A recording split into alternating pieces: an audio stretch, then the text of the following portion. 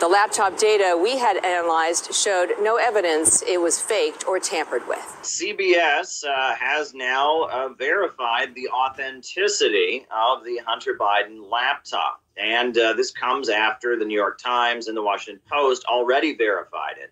But we're still waiting to see if there's going to be a retraction of their claim that was widely circulated at the time of the 2020 elections, that this was all just some kind of Russian disinformation operation, where, as was said in the interview they did with President Trump, that this couldn't be verified. Let's recall.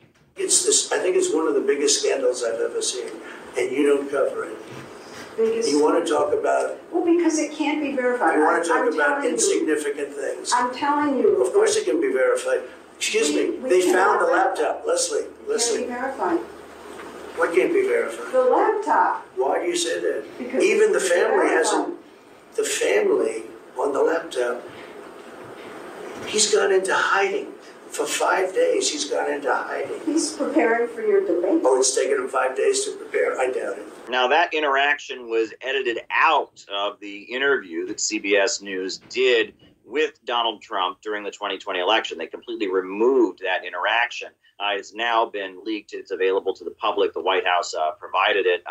But the laptop essentially links Hunter Biden and Joe Biden's brother, Jim Biden, to an influence peddling operation in which there was access and basically there were foreign deals going on. And the details of this story and the story itself were censored by Twitter and Facebook. It was impossible to send links to the stories by the New York Post and other outlets that were covering it via the social media outlets. They completely prevented the story from spreading. And at the time, mainstream media dismissed the entire story. To me, this is just classic textbook Soviet-Russian tradecraft at work. We do know that it's a very active Russian campaign. That's according to the U.S. intelligence community. Who do you think is behind this? Well, the Russians would be my number one guess. So now we understand this story is not Russian disinformation. It is, in fact, true. That's the message that we're getting. So can the White House finally now answer questions about the Biden family and their business connections? Can you address whether the president was involved in any of his son, Hunter, or his brother's foreign business deals? So look, there's